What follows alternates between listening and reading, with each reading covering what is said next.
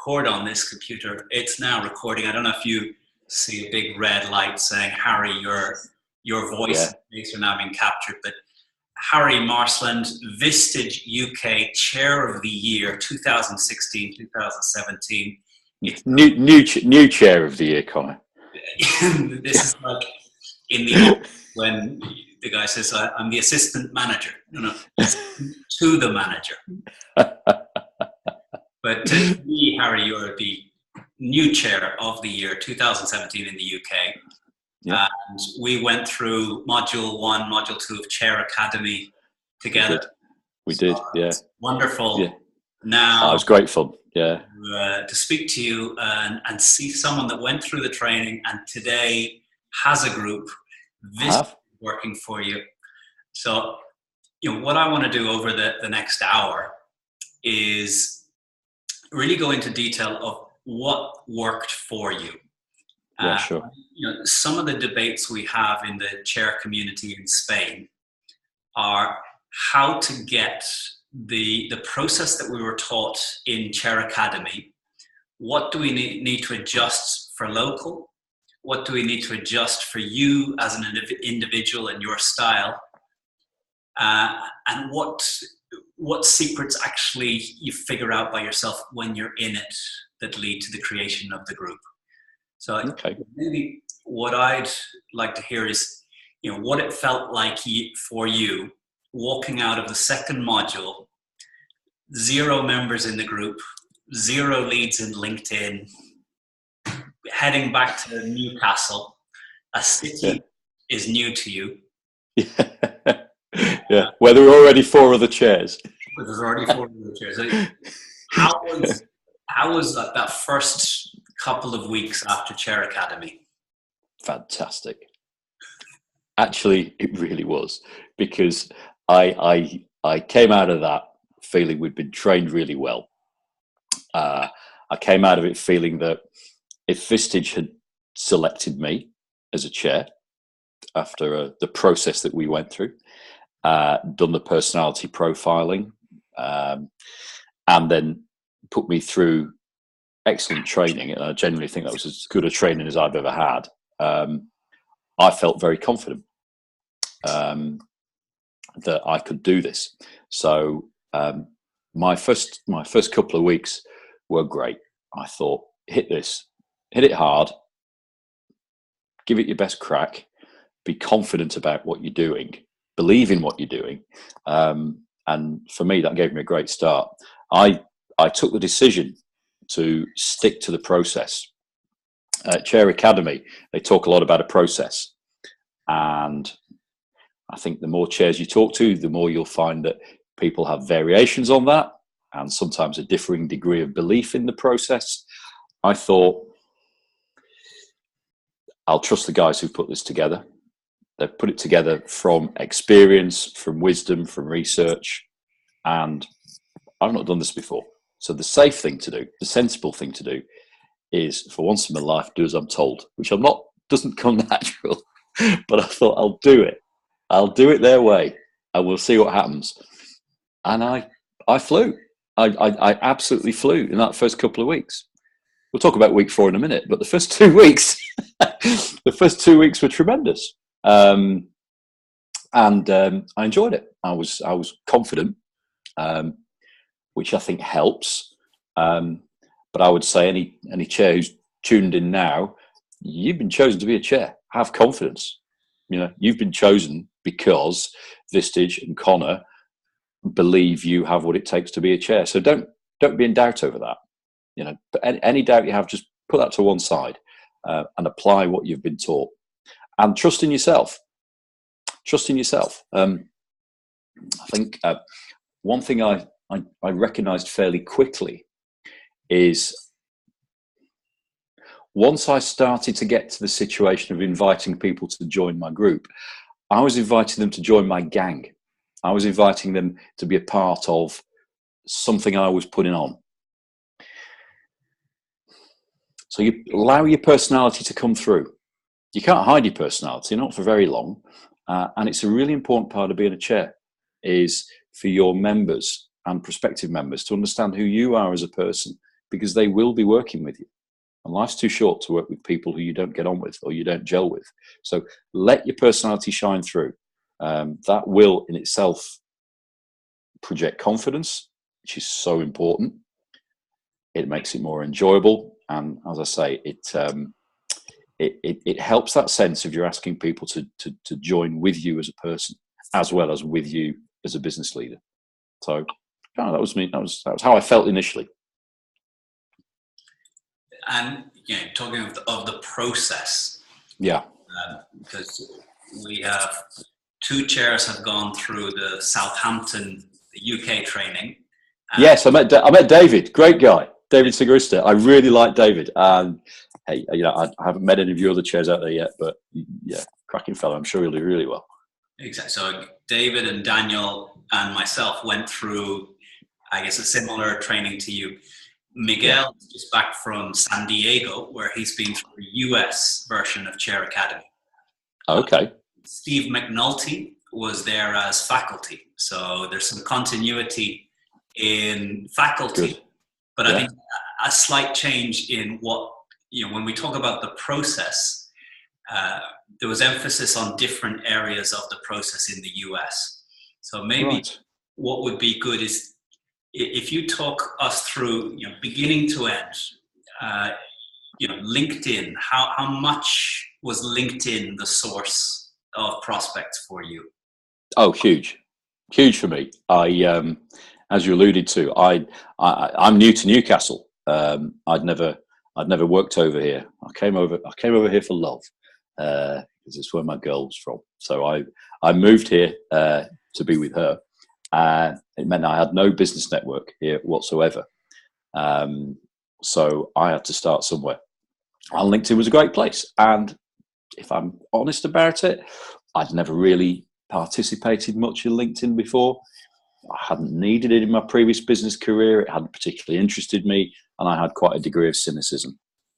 And that will be the case for quite a few business leaders still out there. So you don't find everyone on LinkedIn. There's a lot of people who aren't on it, but it's a great start.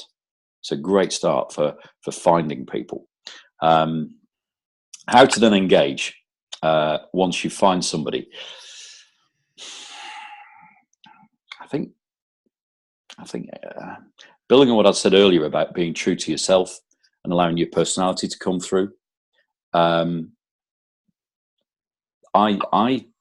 used various templates in initial connection requests, but where possible, I'd personalize them. So if someone had a business which was near where I lived, I would remark upon that. If someone operated in a market which I knew a little bit about from previous experience, I'd make a very short comment about that. So I would try to treat my link requests as a personal thing. The flip to that is if you're doing a lot of them, it's a lot easier if you just cut and paste.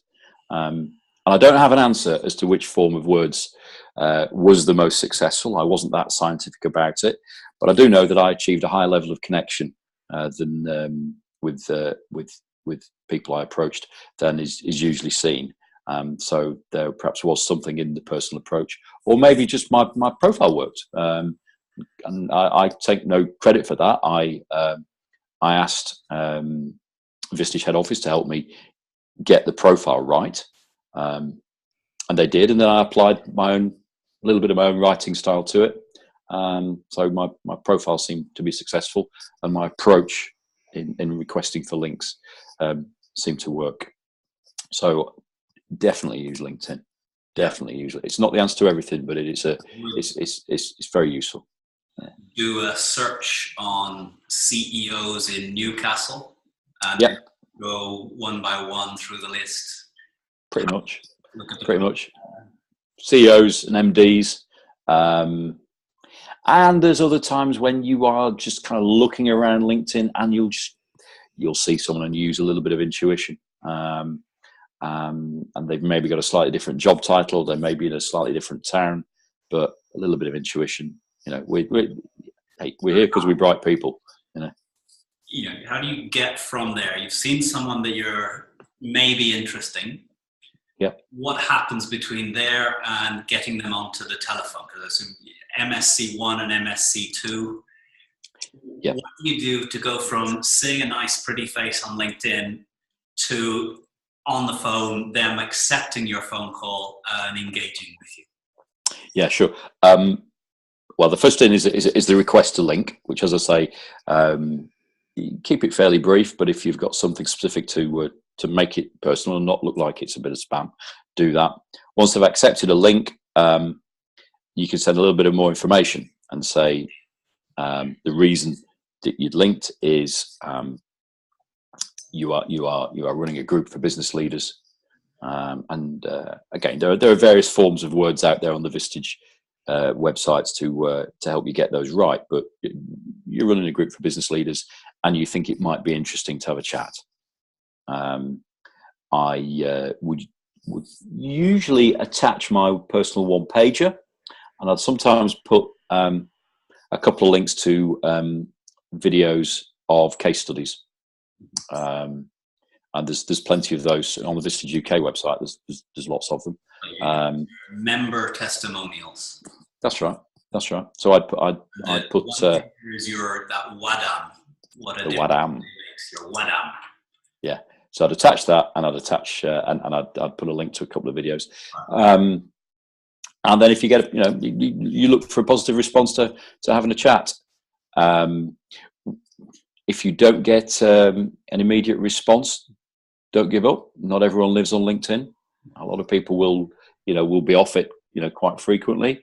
It's perfectly okay to send a second communication if that doesn't seem to be clicking through. And the other thing, you can, if you've linked with someone, their personal contact details are on LinkedIn.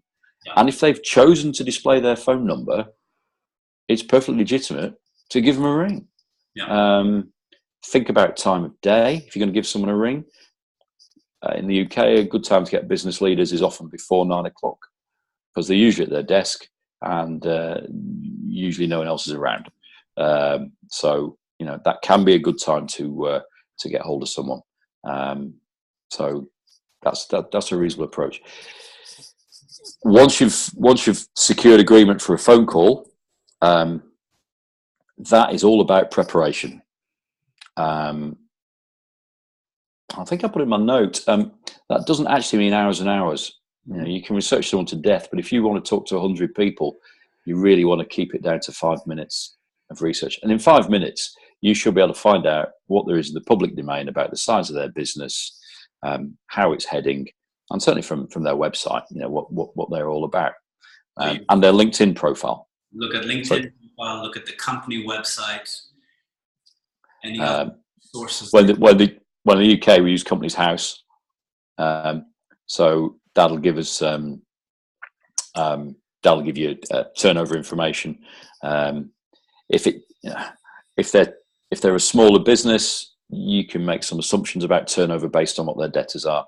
It's not a very exact science, but you can do that. So gather information so that when you talk to them, you have some knowledge. Once you've got the phone call, prepare yourself physically for the call. I like to do my calls standing up, which I'm not doing now because, hey, I'm not inviting any of you guys to join my group. But if I'm on that kind of call, I like to stand up. I think better posture, better voice projection. So I tend to work at my kitchen table. So at waist height, I've got my laptop open. So I've got their website open. I've got their LinkedIn profile open. So all that information is in front of my eye. And then using headphones, as I am now, always, you sound better. You don't sound like you're in your kitchen. And it frees your other hand to write notes. And it helps you to look through your template for your MSC1 conversation. And in the early days, that's really important. In fact, probably even in the later days, it's important to remind you what you're doing. So you set yourself up physically for the call. When you get through, what I do is remind them I'm for Vistage. Say, I hope you're expecting the call, as we agreed. So you checkpoint in that. And I then set the ground rules for the call straight up front and say something along the lines of, shall I just outline my expectations for the call so that we understand where we're going with this? And I clarify they've got 10 to 15 minutes. So if you called me, you would say, hey, Connor, this is Harry Marsland from Vistage. We've been in touch by email. Yep. Let me just clarify. This is a 15-minute call. Yeah. There's the purpose of this chat, Connor. This is a brief conversation in which we will exchange information so that I can understand a little more about you. You can understand a little bit more about Vistage. From there, we'll decide whether it's worth us having a more serious conversation. And that's all we want to achieve today. And the single most important thing I'm going to stress to you, Connor, is that Vistage is based upon confidentiality. For 60 years and 23,000 active members we have now, confidentiality is the cornerstone of what we do. So if I ask you a couple of questions which you think sound a bit cheeky, it's simply so that I can understand you better and understand your business better to help us have a more fruitful conversation to understand whether it may or may not be right for you. So if that's good with you, and we're good for 15 minutes, what I know your businesses. You're in strong shape. You're growing well. You've just expanded into new markets. But rather than me tell you about your business, it'll be easier if you describe your business to me. And if we do it that way round, I can then tell you the bits about Vistage which are relevant. So if you can perhaps go first and describe your business to me. No, I like from there. I like the way you frame the call. Introduce yourself, then talk about confidentiality. That I am going to ask some questions that perhaps you find a little bit cheeky, and I think we have the feeling sometimes that going straight into where are you going to be in 3 years can be an aggressive. I like that framing that you're introducing of saying it is part of what makes Vistage work, the confidentiality. And I am going to ask you some questions that will cut close to the bone. Yeah. But that's what makes it work. And I've never had a problem with that. And that framing of the call has always worked for me. I've maybe had one call where the other guy wanted me to go first. And I say, well, okay, but effectively I'm going to be reading you a brochure because I don't yet know enough about you to concentrate on the elements which are relevant. So I can, if you like, but it'll be a longer call. I like that handling of the objection. You go first. Well, I will, but you're going to get the brochure. Yeah. So, and I think I've had that maybe once, maybe twice in my months, and everybody else is more than happy. Once you've if you frame the conversation right, frame the expectations, which is we're not, all we're going to do today is decide if we want to meet and have a chat. That's all we're trying to do today. And yes, I'm going to ask you some confidential stuff. Tell me about yourself. 99% of CEOs and MDs worth their salt are happy to give anybody the elevator pitch. And you get that, and then you just drill down a little and you go, okay, so tell me a little bit more about that. And we get into that coaching style of questioning, which gets them thinking a little. It gets them talking more. And in my experience of conversations of that sort, and presentations and interviews, even going back years, if you get the other guy doing most of the talking, they think it's been a fantastic conversation. If you let them tell them everything that they're thinking about, and they pour that out and they expand upon their theories, they think much sense has been talked today. This was really good. Now, obviously, you don't want someone prattling on for an hour, so you need to manage that, and you need to understand the point at which you're not going to get anything else useful enough to help you make a decision, and you've perhaps found one or two things in there to probe him a little further on. So there's an art in deciding at what point to draw them in, but that framing generally works.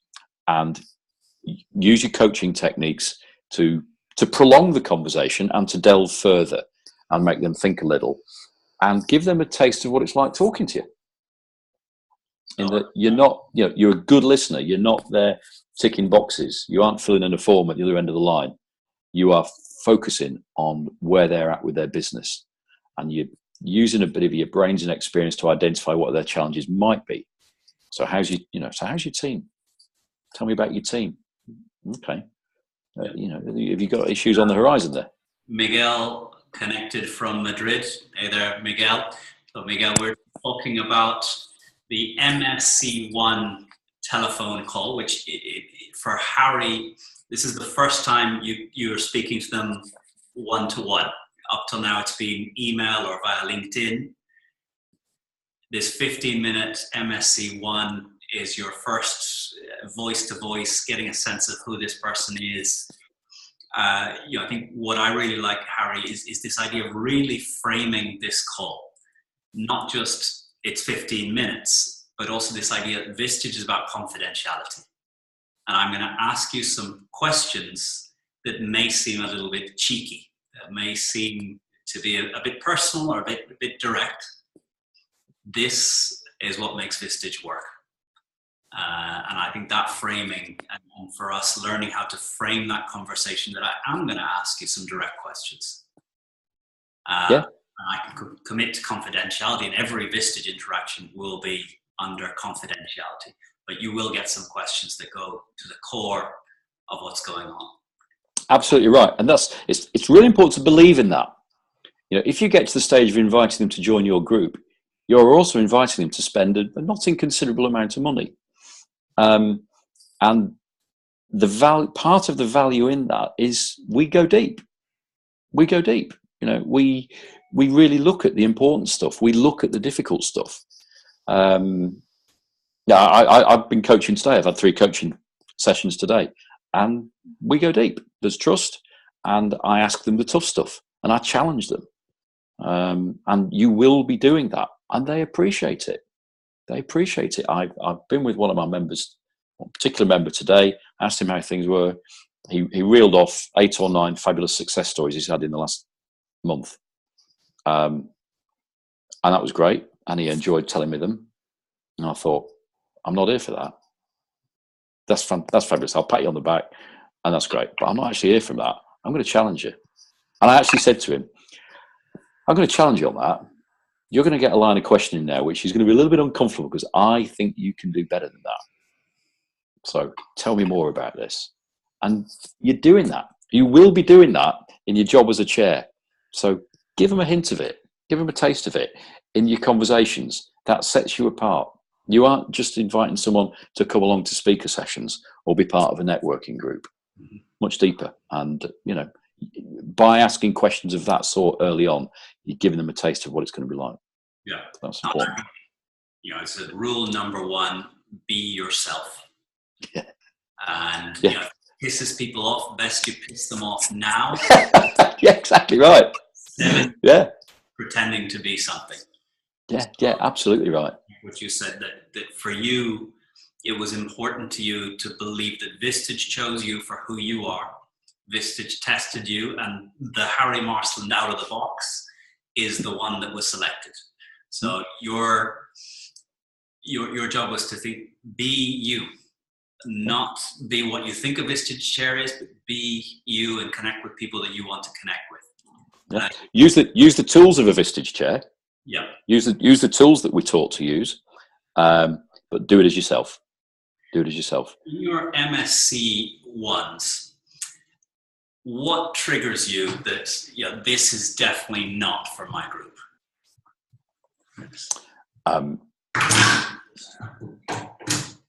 Sure, I've got power going in here. That's okay. Definitely not for my big numbers. How many how many MSC ones led to you deciding this is not for my group? How many led to you deciding yes and the other saying yes? And how many led to you saying yes and the other not continuing?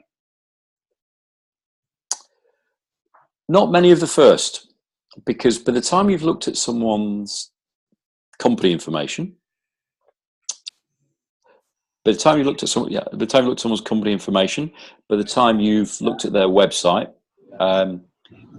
you should have a reasonable idea of their status as a business leader. If in the conversation early on you discover that their published information perhaps isn't wholly accurate, and that their business isn't in as great a shape as has been projected, or is just smaller, much smaller than has been projected, you need to be doing yourself a favour and backing away politely, fairly quickly. You know, notwithstanding the potential that they maybe in a year or two's time are in better shape, or they may network and they'll talk about you. But if there's factual information comes out that they ain't really of a level, you should spot that fairly quickly. If they're not comfortable about opening up, you will struggle. Although if it's an MSC1 and it's telephone, you know, don't rule that out. Don't rule them out on the basis of not opening up much, because they've not met you. You're a guy down a phone, so you know, be prepared to give that some latitude if you think that they have other attributes. You will get those who are dismissive,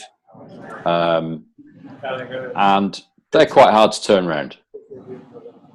Have we got some background noise?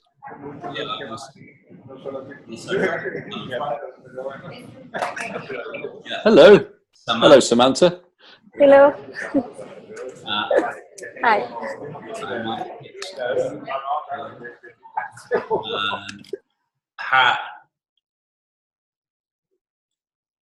All right, Harry, can you unmute yourself? I may do that. Right, now we should have Harry. We can hear you. You can hear me. Everyone else is on mute. Great. Okay. Great to see you. Where were we? So there weren't many I judged unsuitable from an MSC1 call, because if you've done your pre-research, you have a reasonable idea where they're at. And bear in mind, you are not inviting someone to join at MSC1. You know, MSC2 is a filter. Yeah. Sorry, MSC1 is your filter to see if it might be right. So there's no commitment there. How many of them wanted to take things further? High proportion. Right. My move on rate from MSC1 to MSC2 pretty high. I couldn't now quote you the percentage, but currently I would say most people I invite to have an MSC2 accept the idea of an MSC2. There is sometimes then some drop off between the 1 and the 2 when they reflect, they think about the money, and you'll then get a message saying, actually, I've thought about it and it's not for me. Right, so your MSC1, you tell them Vistage costs this amount, it's this commitment in that phone call. I do. Right. I do. I don't know if everybody does that. That was the training we got in at Vistage HQ. So you know, I vowed I would stick with that. I don't think there's much harm in that honesty up front,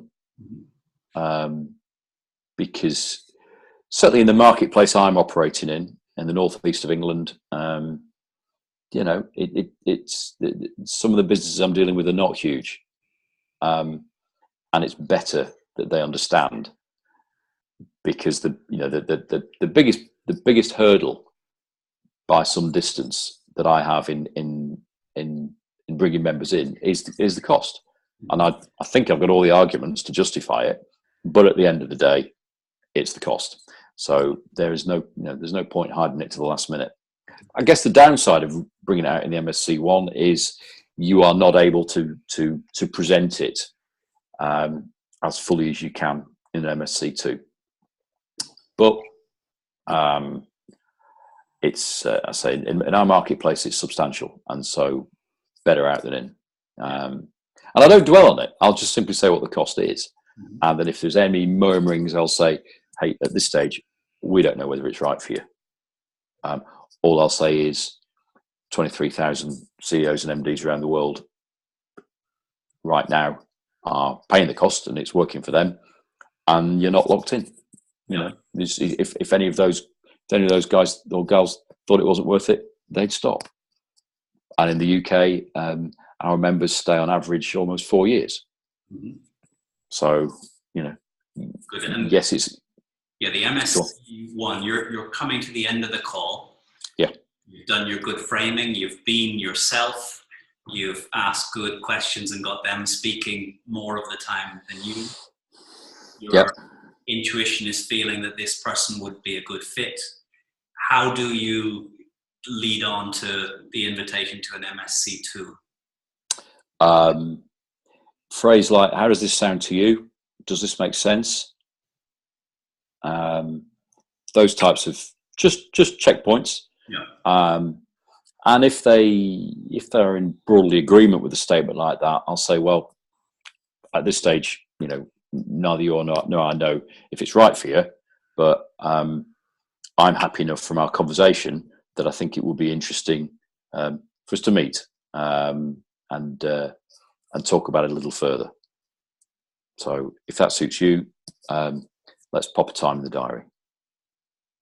And if they say, okay, let me think about it, and I'll come back to you, I'll say, well, to be honest, if we put a time in the diary, you are at liberty to cancel it. But if we don't put a time in the diary, I'm busy, you're busy, it's going to drift on. So let's put a slot in. If on reflection you decide you really don't want to work with me, or this isn't for you, fine, just let me know. And you know, off we go. So if I invite them to have an MSC1, and if they're an MSC2, and if they're not against the idea, I'll get something in the diary. Mm-hmm. And that tends to be in the given week, or sort of distance out into the future. It tend to be. You do it as soon as you can. You do it as soon as you can. So if you can get it in the next 2 or 3 days, you do. If it's going to take a week or 2 weeks, then it is what it is. You know, I've got a guy I'm talking to now. He appears to only really know what his diary is going to be on a Monday, and we had a slot in for this Monday, and he had a crisis, so he cancelled me. And he said, "I'll give you a shout when I'm free again." And you think, but hey, that's just the way that is. I'll find a way to try and connect with him, but you aim for it as soon as you can. But you can only go with what their availability is. Yeah.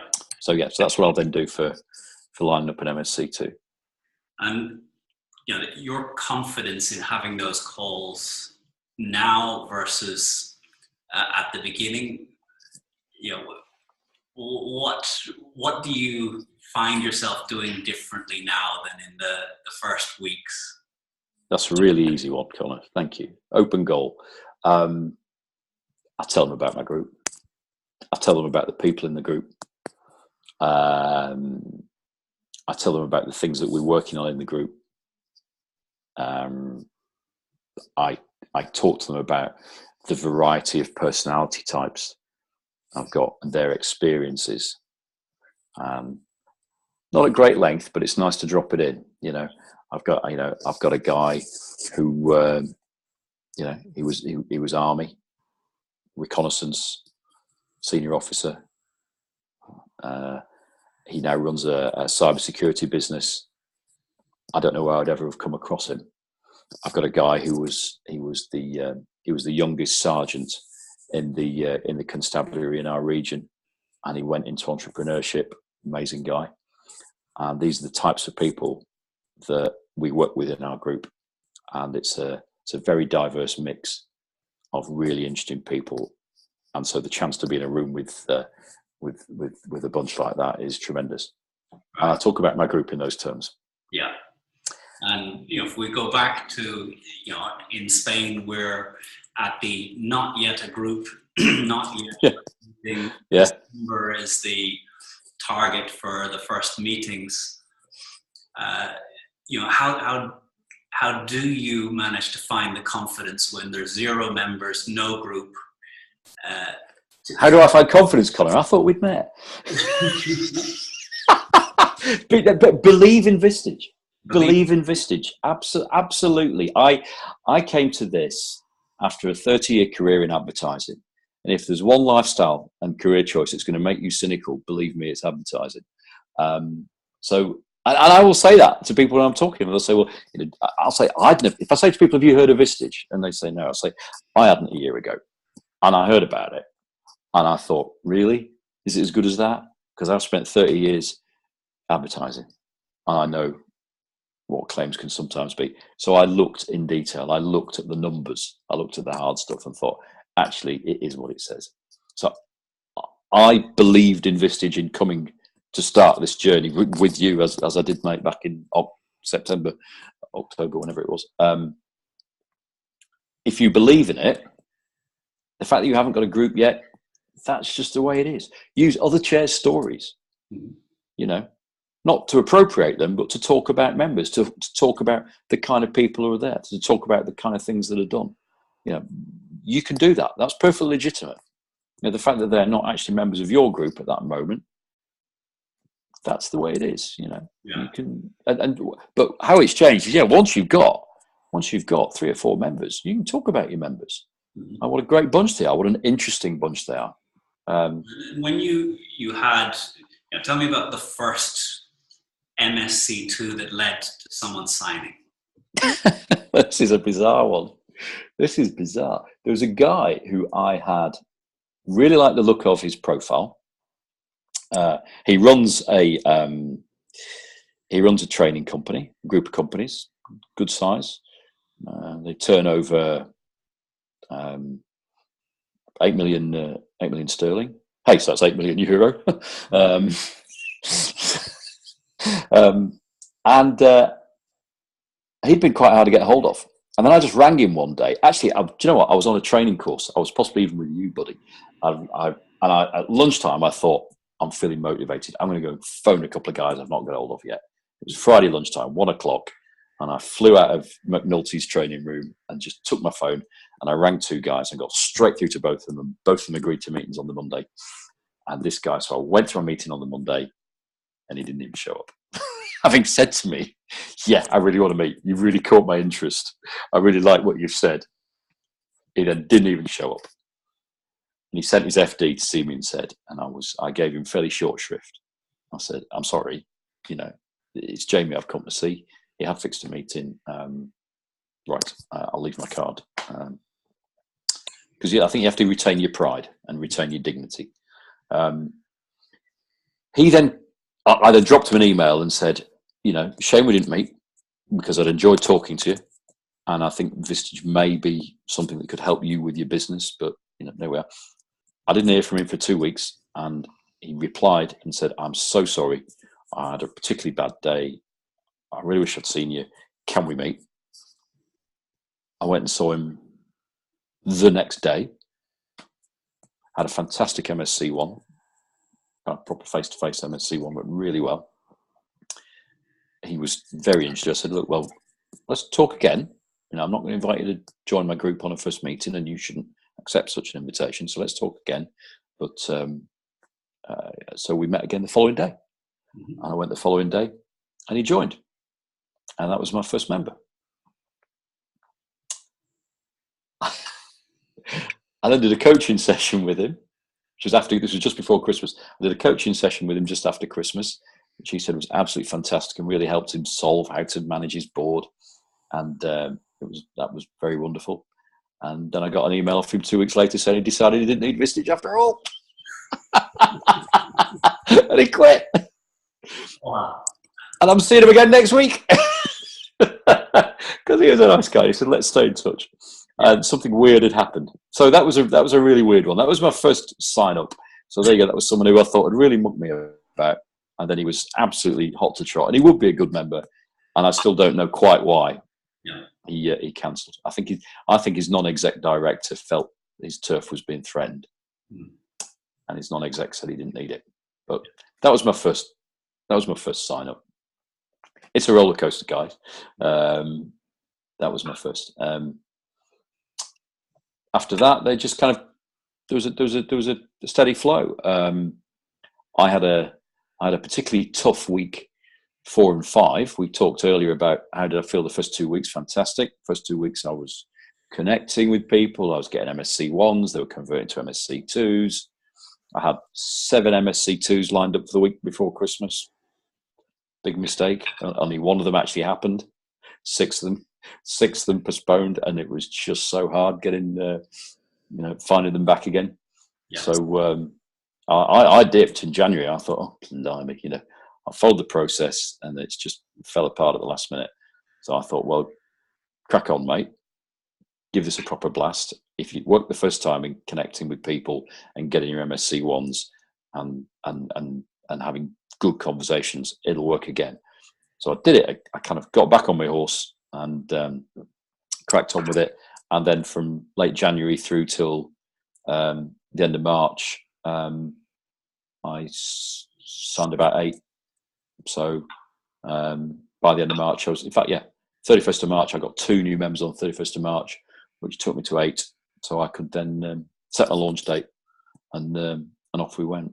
So it is a roller coaster. Ain't gonna lie to you. You will have days and weeks where you think. Top tip then: talk to your mates, talk to Connor, Mr. Positive, talk to other chairs. Give me a shout if you want. Just talk to another chair in the community about what you're going through. Yeah. Get some coaching on your techniques. Go back to basics. Go back to the fundamentals of what should work. And when you get coaching on your techniques, what does that look like? How you run your MSc1s, how you run your MSc2s, and then encouragement and ideas on how to find prospects. And LinkedIn is. Who are good sources for help and for coaching and for giving you that confidence, and also giving you clear feedback about where you were doing something that was not giving you that? I had a coach, which is an experienced chair, Laura Gordon, who's fantastic. And we were always very blunt with each other. Laura wasn't there to tell me I'm great. And she was right not to. But she would be blunt with me if she thought I was doing stuff that wasn't working or I wasn't doing the things I should be doing. She would kind of, but she'd encourage me, and she gave me a strong sense that this was all possible. And she was a very good support. The support I got from just other chairs in the community, and as time went on, I went down to the conference at the UK annual conference in June, and that was amazing. I absolutely loved that. Found 70 odd like-minded people who were incredibly supportive, incredibly generous with their ideas and experience and time and thoughts and wisdom. So the chair community is a fantastic thing. As a source of inspiration and a source of confidence. So that's I would say those things. And that's where I would go for them. With Laura, was a weekly call, a monthly meeting? It was about a weekly call. We would schedule. Oh, are you still there? Yep. Have I gone? Good. It was a weekly call. Which we would just diarise, as each week went by. Laura's incredibly busy. She runs about 3 groups and several other things as well.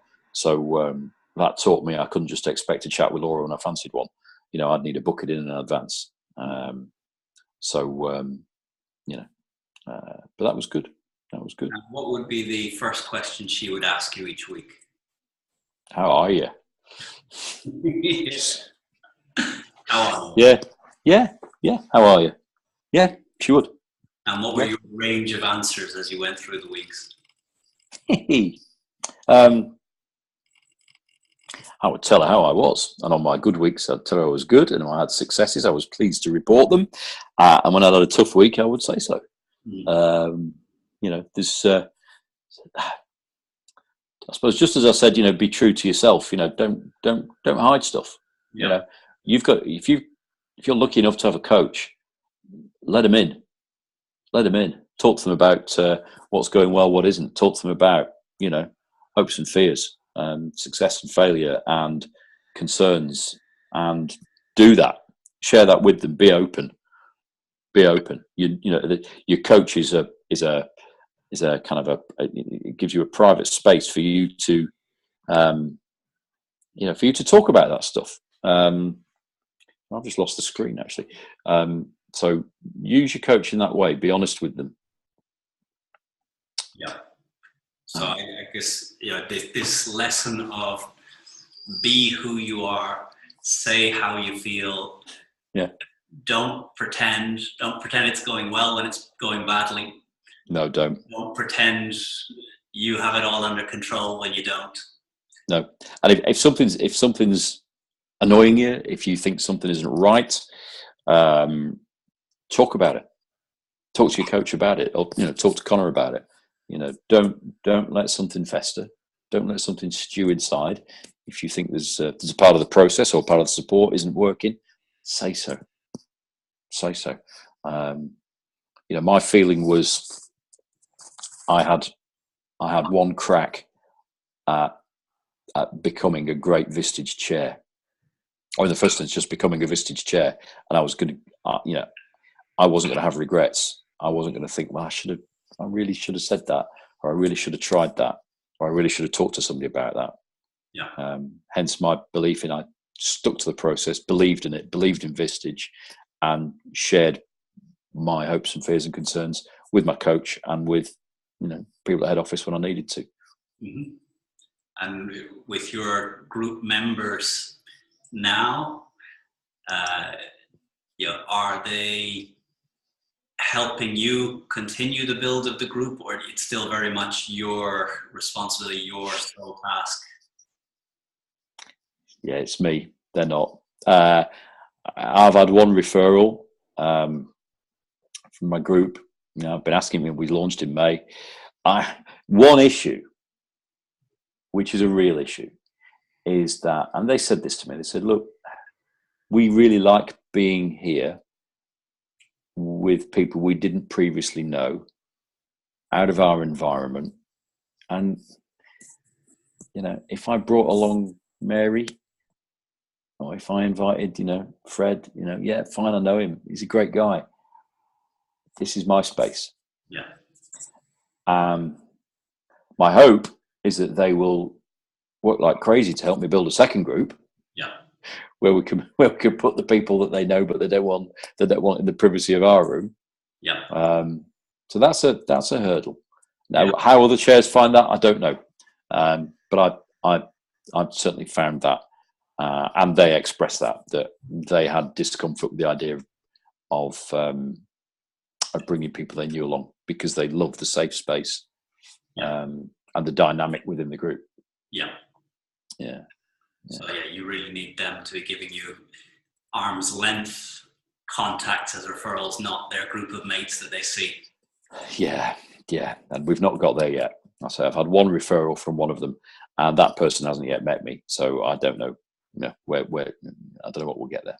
So, but I ask. That doesn't stop me asking every time I do my sign in. I say, "What's my issue?" My issue is continuing to build our happy band. Yeah. I feel privileged to have assembled you lot, and we're working well together, but we've got 3 or 4 empty seats there, and that's just such a shame. There's people missing out, and I want to find them. Yeah. And I tell them that's my issue every month. What was the darkest day in all of your process from Chair Academy through to that first group meeting? I cancelled my first BLS at 48 hours notice. I wasn't very popular. I took the view we hadn't recruited well for it. The recruitment process used the firm called Prospecting Wizard, had not delivered as expected. I was encouraged to hang on to the last minute on the basis that, you know, people will come and will sign up at the last minute. And my BLS was due to take place, I think, on the Wednesday. And I woke up on that Monday morning with that absolute knowledge in my head that I was going to cancel it. Mm-hmm. And I did. So I cancelled my BLS 48 hours notice. And that sent a few shockwaves through Hedge End. Yeah. Because they put a lot of effort into it and put money into it and planning into it. And so that was seen as obviously lost. And there was obviously a certain loss of faith as well, I guess. But I was absolutely convinced I'd made the right decision. And I explained that, and I said, I was probably going to get 4 people there. Yeah. Possibly 3. 2 of whom were borderline big enough anyway. So I stood the risk of standing there in a nice room that we've rented with a good spread put on, fancy presentation kit, 3 people sitting there, and me, my coach who was coming down to do the workshop, and a Vistage member there to speak up what it's like about membership, and feel like this isn't quite it. And I believed I wanted my BLS to be a taste of what my group would be like. And I thought, my group's not going to be like that. Yeah. It's not going to be possibly 3 people in a room. So I cancelled. I wasn't that dark a day because I was pleased with myself for having made a clear decision. Yeah. 2 of the 3 joined anyway. I gave them some vague reasons why we'd had to move the day. I arranged to see them that day anyway. Yeah. And 2 of them joined. Instead of coming to a BLS, they had an MSc2 with me and joined. So no great drama there. I then insisted that the second BLS would be better planned by Prospecting Wizard, and the prospecting aspect would start quicker. Yeah. From the first one, they'd started 13 days ahead of the event. And all along I'd voiced my concern, but I stuck with my vow to stick to the process, and they've told me that's what worked and that's how they did it. I wasn't convinced, but I didn't feel I was in a position to argue as they had the stats. Yeah. So it didn't work. So the second one, I insisted we started earlier in the recruitment for it. And my second BLS, or my only BLS, was very successful and excellent. So the dark moment was cancelling, but given I did it for the right reasons and all came good in the end, it didn't last for long. Yeah. BLS, how strong a tool is that in the process of taking someone on the journey to commitment? Yeah, it's good. I'll give you an anecdote, which any of you out there can use, about one of the things that happened at my BLS. I had about 10 people there, 9. At one stage, I thought I was going to have 17. Inevitably, cancellations and a couple of no-shows happens. I think I had 9, plus a member, and so there was a great vibe in the room. The 7 skills kind of went okay, without being amazing. Issue processing worked brilliantly, and my training on that down at Hedge End I really valued that, and it really worked. Now, I had a guy with an issue to process. His issue was recruitment. So we processed the issue. I later had a meeting with one of the people I'd had there, one of my candidates. I'll talk to you about how to set those up, but I later had a meeting with this particular person. And she's a lawyer and she's incredibly busy. And I really wanted her in my group, but I thought there's no way she's going to have time, because she runs a law firm and she's just flat out. So I went along to see her and I said, how did you find the meeting? She says, it was interesting. She says, when the guy raised his issue, I thought, okay, I understand that. I know the answer to that. She says, then you went through the processing technique and you did that. And then, he restated the issue and I told him the answer. And then 6 other people gave completely different answers from totally different perspectives, which I would never have thought of. And it blew me away. Can I join your group, please? Yes. Please. Nearly. Yeah. And that was wonderful. Yeah. And that was a person experiencing issue processing in a Vistage group and seeing the power of how that technique and that dynamic can work. And that persuaded her to join my group. That alone, she said, I have 1 free day a month. I want to give that to being in your group. Wow. And she's great. If I've been coaching her today, she's been one of my one-to-ones today. It's fantastic. So my BLS, of the 9 people there, 3 are now in the group. 2 or 3 are kind of not quite ready yet, but could be, and a couple weren't suitable. Yeah. So good return on that. Good return on that. So we talked about your worst moment, the Monday morning waking up, Wednesday, and having to pull the plug and cancel a BLS. Day. Yeah. Up till now, from the beginning till now, what's been the most positive moment of your life with Vistage? Well, obviously working with you, Connor. The best is yet to come, mate. The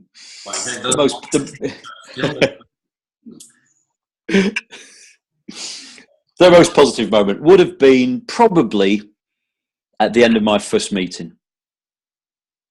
I very nearly wept. I was that happy. There was that much bonding in the room. So my first meeting, I think I had 7 or 8 there. I can't remember. 7 or 8 there. They'd never met each other. And that's not true. 3 of them had been at the BLS, but they didn't know each other. I did the sign in. We worked through a couple of things. Within 1 hour, they were taking the piss out of each other in a nice way. I thought, this is tremendous. This is, the trust and the bonding and the rapport is already there. And if you find good people and recruit people who you like and who want to be a part of your gang, a part of that, they can click really quickly. And that blew me away. So best moment. And so by the end of that first day, when they had really worked together well and enjoyed working together well, and we'd processed 2 or 3 issues and they'd shared their business experiences, that was fantastic. That was fantastic. It really does work. This works, doesn't it, folks? Yep. I signed up for it. I did my training. You guys have accepted my invitation, come on board. And what a day we had. And strength to strength. We had after our 3rd meeting, which was July, we weren't due to meet again until September because we'd saved the August day for a retreat. And bear in mind, this is only meeting number 3. And they said at the end of that, we don't want to go 2 months without meeting again. Can we please do something in August, Harry? Of course we can. We can go to the pub and then we go for a curry and we can talk about stuff. We just won't do it as a formal Vistage meeting. Yeah. So we did. They all got their diaries out straight away and we're having an after. So we did a 4 o'clock meeting in the pub, 3.5 hours in the pub and then off for a curry. And that was wonderful as well. The sense that they wanted to do that over and above kind of the normal commitment. So just there's a lot of highlights. Once you're on a roll, once you've got your group, the highlights do come thick and fast. I've had a fantastic day today. I've coached 3 members today and it's been wonderful. Each one at the end of it thanked me and said they felt it was really useful. And I just think that's a reflection on what Vistage is about and what coaching is about and what being a chair is about, more so than a reflection on did I do a good job. It was actually, it works. Now, what's next for Harry? I'm now looking at when I should start planning my second group. I've got some way to go yet, Connor, because I've, 12 members in my first group is where I need to be, and I'm not quite there yet because you get some ups and downs. I've had a couple leave.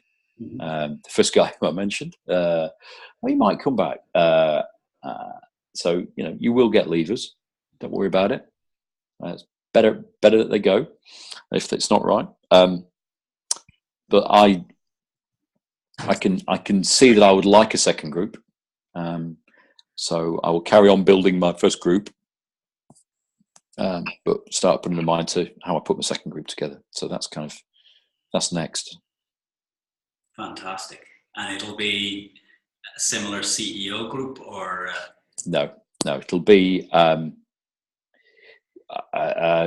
small business or key, or probably a hybrid between the two.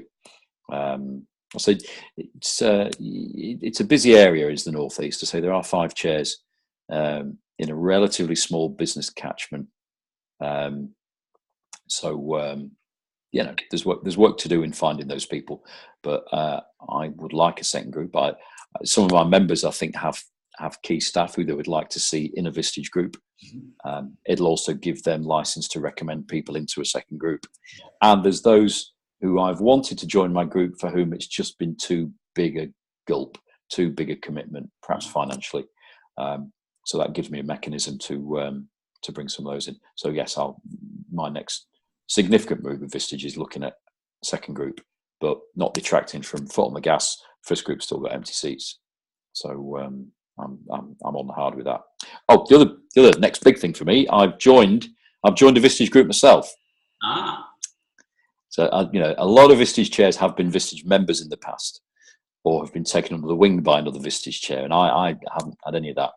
And the legendary Bob Batty very kindly said he would like to have me in his group to help me with my development. So I'm going down Thursday this week for the first time to be a part of. In Birmingham, yeah, which is quite a long way. But if you get the chance to learn at the knee of Bob Batty, you don't quib about the mileage. So Birmingham exactly. last week, and were you? Yeah. I tried to get Bob and another chair to come out for dinner with me, but they were away on the long weekend. Okay. But no, so I love that attitude. The opportunity to learn from someone with that much experience is worth 4 hours in a car. Yeah, it is. Yeah. So I'll do that. Bob said to me, "Look, I understand if you can't come every month. I completely understand, and that will be the case. I've got 1 or 2 other things, but yeah, I'm really excited about that because I've not been in a Vistage group. Yeah. So that'll be really fun to be part of a group and see how that works." Fantastic. Well, Harry, I've taken an extra 4 minutes of your life, so for me, this was really... It's not a problem, mate. This was really valuable. And, I think I remember sitting back there in Hedge End a year and a half ago, looking around the room day one, thinking... Wasn't that long ago, mate. It wasn't that long ago. I was sat there thinking, who's going to make it? Who's not going to make it? And I remember thinking... I've surprised you. Well, I remember thinking, one, you weren't the most confident in yourself that was in the room. And I think we perhaps had a few that were highly confident in themselves. So, you were a more humble confidence. But to me, the big thing was you were moving to a place that you didn't know, to a city that you didn't have contacts, and a little bit, concerned about whether you were going to be able to make this work. And to me, it's brilliant to be able to speak to you here on the phone, see that this has really been something meaningful and something where you've really seen the impact that Vistage, but also that Harry Marsland through Vistage can have on inspiring human beings. But I guess what I take most from this is this: be yourself, absolutely in every moment. Because if if you pretend to be something else, you're going to have to live with some asshole for years. It's best that if they don't like you, they reject you as early as possible. Yeah, very true. Very true. There was an interview with Larry King, and the first time Larry King ever came on the radio, it was a dream of his from 5 years old. When he was 16, he, we just show up at the radio, and finally at 18, he worked as an intern. And the guy can't promise anything. So he showed up for week after week. And then one day, the general manager said, Larry, presenter isn't showing up tomorrow. You get the slot. So nervous night, doesn't sleep at all.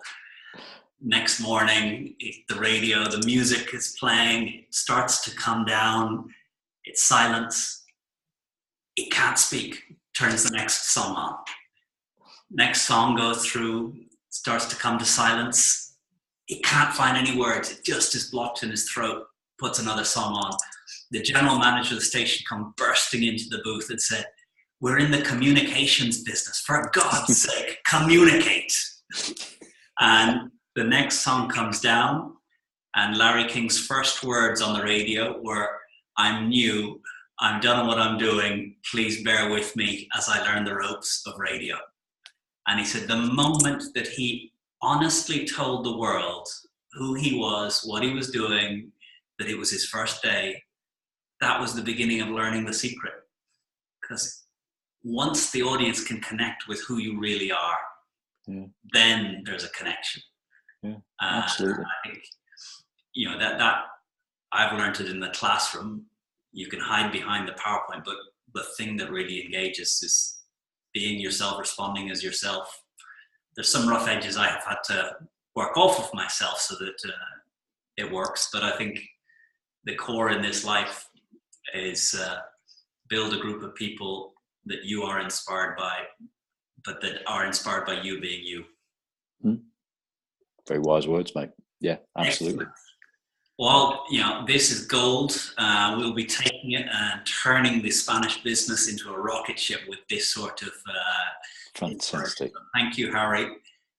You may get some emails, some calls from the chairs here in Spain, and I would welcome them to reach out to you. And please do. When they face those dark days, know that Harry has been there, and he's at the end of the phone there with some words of encouragement. Absolutely right. Yep, absolutely echo that. Yep, we're mates in the Vistage community, and Connor and I are mates, and so anyone working with him, that's extended. So just drop me an email if you want to chat. Just drop me an email. I can respond by email. If it's words, we can fix a time for a phone call. Really happy to do that. Absolute pleasure. I've enjoyed talking to you. It's fun reflecting on my journey, and really great to see you in a good place, mate, as well. Really great to see that. So good luck, all you in Spain, and if we have any Dutch audience there, good luck to you guys too. And the same sentiment goes out there. Just if you want to have a chat with someone who's been on a journey, give us a shout. No problem. We're all on the mission to get good human beings into groups where they see that they're not alone. Yeah, absolutely right. Do well. Yeah, absolutely right. A pleasure, Harry. Thank you very much. That's all right, mate. I'm sure we'll speak again soon, I'm sure. Absolutely. Barca.